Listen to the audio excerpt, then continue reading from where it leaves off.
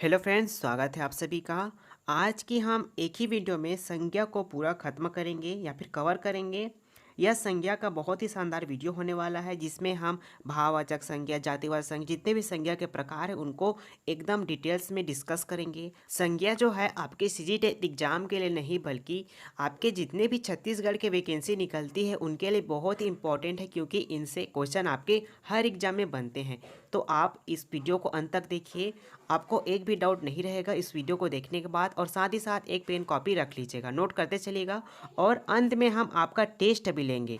तो चलिए फिर इसी के साथ वीडियो को स्टार्ट करते हैं। संज्ञा, सबसे पहले देखते हैं परिभाषा। संज्ञा किसी व्यक्ति, जैसे कि कोई व्यक्ति, जैसे कि आप कोई व्यक्ति हैं, मैं कोई व्यक्ति हूँ, ये क्या हो जाएगा व्यक्ति। ठीक है। प्राणी, कोष्टक में हमने लिख दिया है प्राणी। प्राणी कहने का मतलब प्राणी में कुछ भी आ सकते, जैसे कुत्ता, बिल्ली, ये सभी किसके अंतर्गत आते हैं? प्राणी के अंतर्गत आते हैं। ठीक है।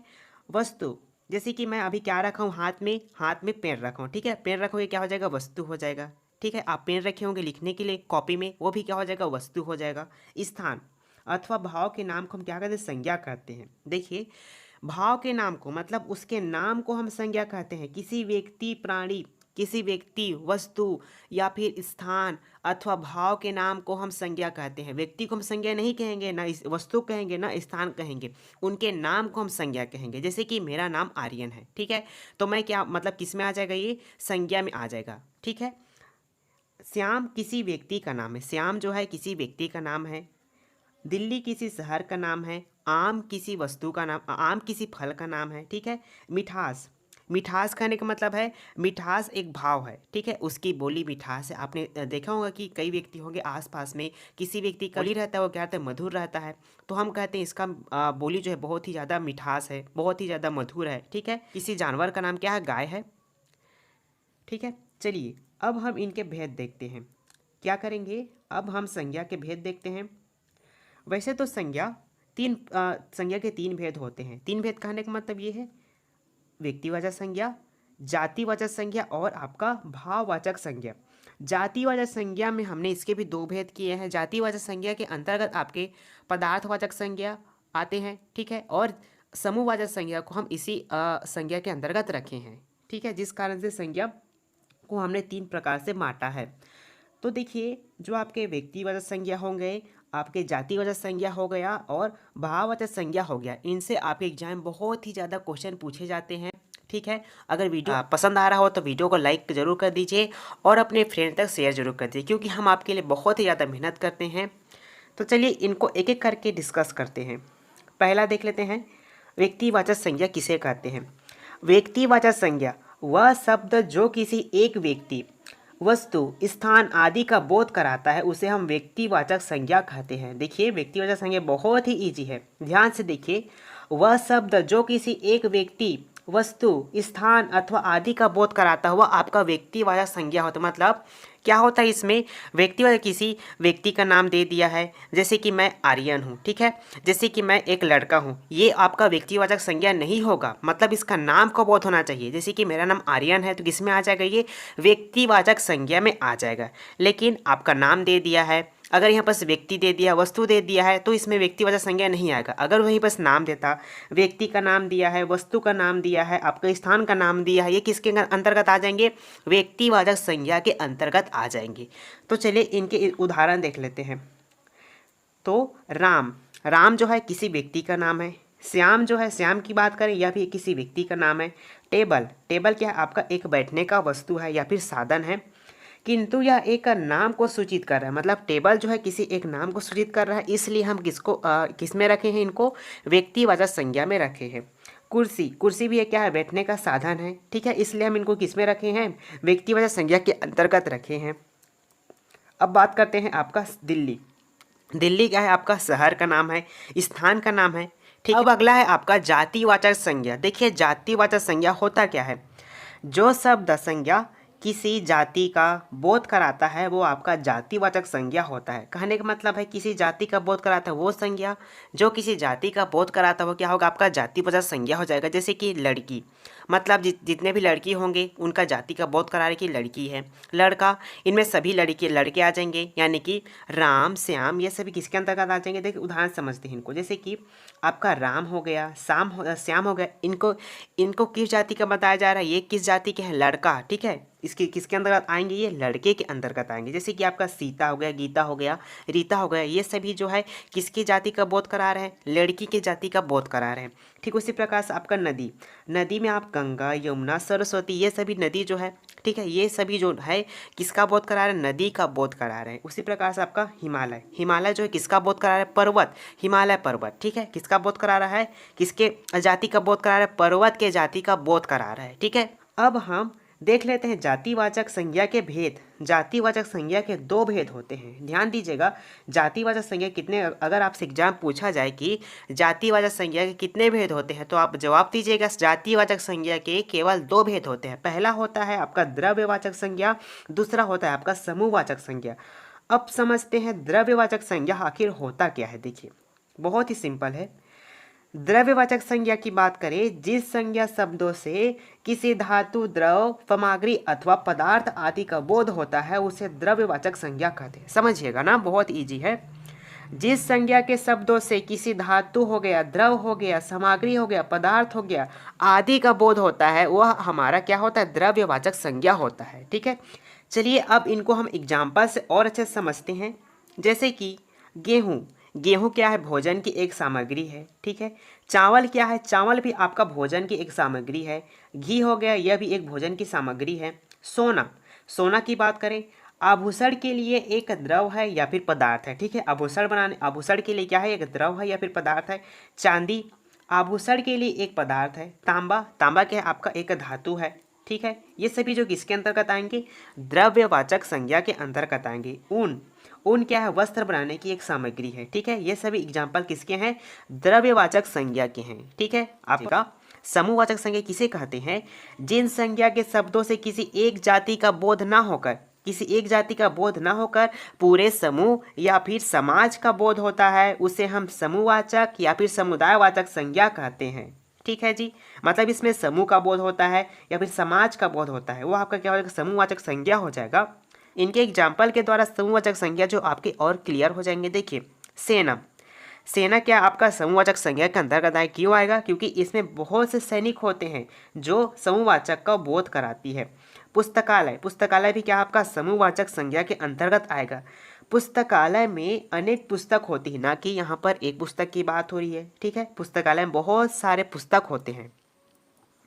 उसी तरह से आपके दल जो है अनेक व्यक्तियों से मिलकर बनता है, या फिर दल जो है आपका अनेक व्यक्तियों या फिर समूह के द्वारा मिलकर बनता है, ये भी किसके अंतर्गत आएंगे, समूहवाचक संज्ञा के अंतर्गत आएंगे। ठीक उसी प्रकार से आपका जो समिति है वह भी अनेक व्यक्तियों से मिलकर बनता है।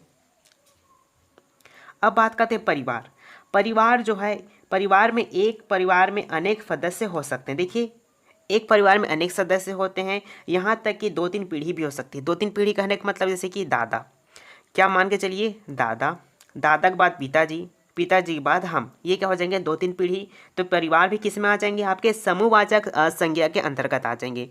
आपका जो चाबी का गुच्छा होता है, ध्यान दीजिएगा, चाबी का गुच्छा ये भी किसके अंतर्गत आते हैं, तो आपके समूहवाचक संज्ञा के अंतर्गत आते हैं। क्यों आते हैं, क्योंकि चाबी के गुच्छे में बहुत सारी चाबी होती है, वह किसको बता रहे हैं, मतलब समूह को बता रहे हैं, किसका, चाबी का समूह को। इस कारण से जो चाबी का गुच्छा रहता है वो किस में आएंगे, आपके समूहवाचक संज्ञा में आएंगे। ठीक है, ध्यान दीजिएगा, बहुत ईजी है।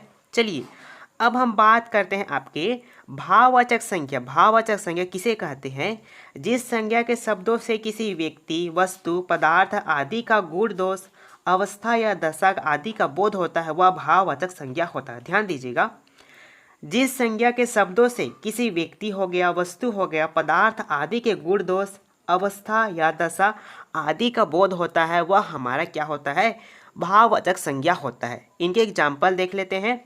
देखिए एग्जाम्पल है आपके बुढ़ापा यह जीवन की एक अवस्था है, किस भाव को बता रहा है, बुढ़ापे को बता रहा है। ठीक है, बचपन यह भी जीवन की एक क्या है, अवस्था है या फिर दशा है कह लीजिए।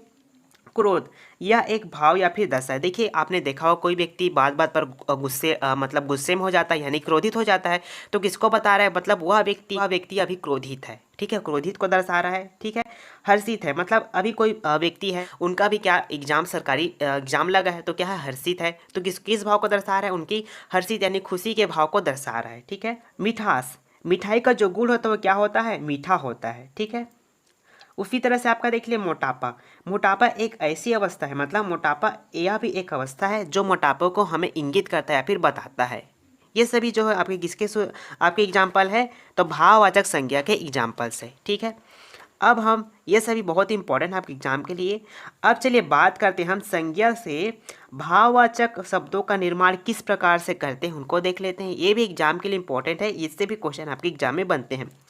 पहला है पुरुष, पुरुष का कैसा बन जाएगा, पुरुषत्व बन जाएगा। नारी का नारीत्व, बालक का हो जाएगा बालकत्व, मित्र का मित्रता, दास का दासत्व, छत्री का छत्रीत्व, पशु का पशुत्व हो जाएगा और बंधु का बंधुत्व, सती का सतीत्व हो जाएगा और पंडित का पंडित्य हो जाएगा, ठीक है। आपसे एग्जाम में डायरेक्ट क्वेश्चन पूछ लिया जाता है कि नारी शब्द जो संज्ञा शब्द है उसको भाववाचक शब्द में बदलेंगे तो कौन से शब्द का निर्माण होगा, तो कौन शब्द का निर्माण होगा, तो नारीत्व शब्द का निर्माण होगा। इस तरह से आप एग्जाम में क्वेश्चन पूछे जाते हैं। चलिए अब हमने आपका संज्ञा पढ़ लिया, संज्ञा आखिर होता क्या है, संज्ञा के भेद पढ़ लिए, ठीक है।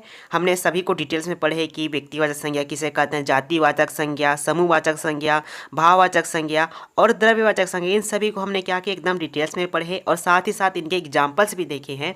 तो आपके इन टेस्ट को सही उत्तर लगाना है। तो उनमें से हमारा पहला क्वेश्चन है, पर्वत शब्द में कौन सी संज्ञा है, ये आपको बताना है। पर्वत जो शब्द है उसमें कौन सी संज्ञा है, व्यक्तिवाचक, जातिवाचक या फिर समूहवाचक। देखिए आपका व्यक्तिवाचक तो नहीं हो सकता पर्वत, आपका समूहवाचक भी नहीं, मतलब समूह को भी नहीं दर्शा रहा है। ये किसको बता रहा है, पर्वत जो है किसी जाति को बता रहा है कि मतलब ये पर्वत हिमालय पर्वत है, किसको बता रहा है, आपके जाति को बता रहा है। तो आपका आंसर ऑप्शन नंबर बी है। अगला क्वेश्चन है, समूहवाचक संज्ञा की पहचान करनी है, मतलब इन्हें बताना है कि समूहवाचक संज्ञा कौन है, क्या श्याम है, लड़का है, सेना है या फिर दुख है।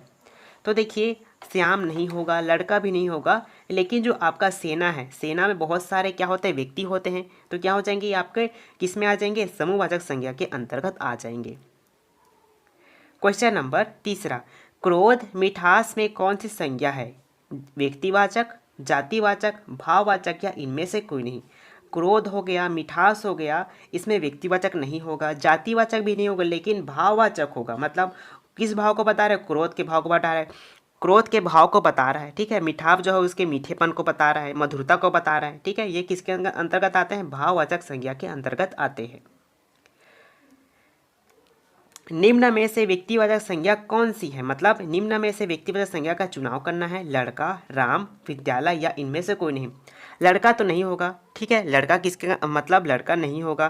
किस पर हमारी नज़र टिक रही है, तो सिर्फ राम, एक ही व्यक्ति पर टिक रहा है, तो राम है, तो राम किस पर आ जाएगा, आपका व्यक्तिवाचक संज्ञा हो जाएगा।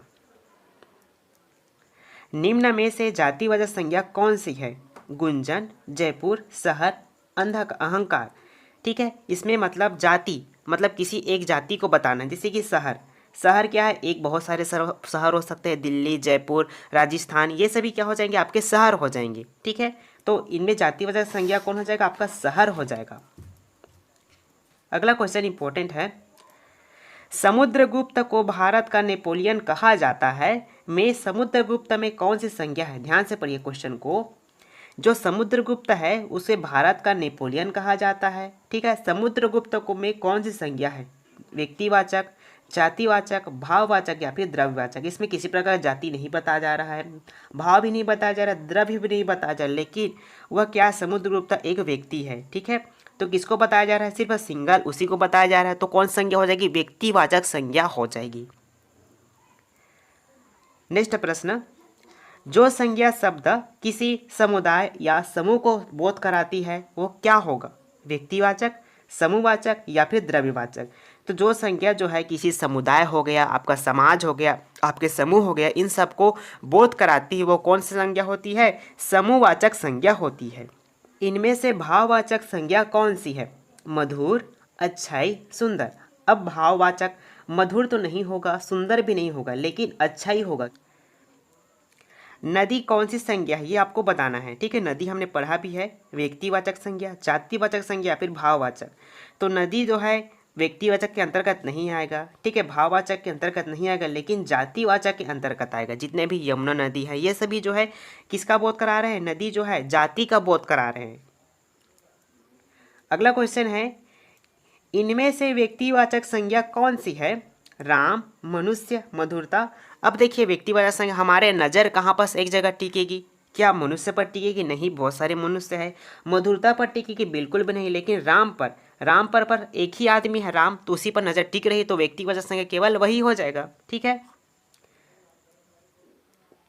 निम्न में से व्यक्तिवाचक संज्ञा नहीं है, आपको बताना है राम, रामायण, गंगा या फिर नदी, ठीक है। व्यक्तिवाचक संज्ञा नहीं है बताना है, ठीक है। अगर आप यहीं पर नहीं जल्दीबाजी में करेंगे एग्जाम में व्यक्तिवाचक संज्ञा बताना है तो आप किस पर टिक लगा दीजिएगा, राम पर टिक लगा देते, लेकिन आपको बताना है कि यहाँ पर व्यक्तिवाचक संज्ञा कौन सी नहीं है, ठीक है। राम तो है, रामायण भी है, ठीक है, गंगा भी है, लेकिन नदी नहीं है। क्या है, नदी क्या है, आपका जातिवाचक संज्ञा है। निम्न में से कौन व्यक्तिवाचक संज्ञा है, आपको बताना है शिक्षक, महेंद्र, मंत्री या फिर मित्र। शिक्षक बहुत हैं, मंत्री बहुत होते हैं, मित्र ही बहुत होते हैं, मतलब बहुत ज़्यादा होते हैं, लेकिन महेंद्र पर हमारे सिर्फ एक ही नज़र पड़ रही है, महेंद्र, तो हमें सिर्फ उसी पर फोकस करना है। तो क्या हो जाएगा, महेंद्र जो हो जाएगा आपका व्यक्तिवाचक संज्ञा, ठीक है। तो ये थे आपके टेस्ट। आप ज़रूर हमें कमेंट करके बताइए कि आपका इस टेस्ट में कितना क्वेश्चन का आंसर सही हुआ। अगर वीडियो पसंद आया होगा तो वीडियो को लाइक ज़रूर कीजिए और अपने दोस्तों तक शेयर करना मत भूलिए। तो चलिए फिर इसी के साथ हम आज का वीडियो यहीं पर समाप्त करते हैं। मिलते हैं अब अगले वीडियो में। धन्यवाद। जय हिंद।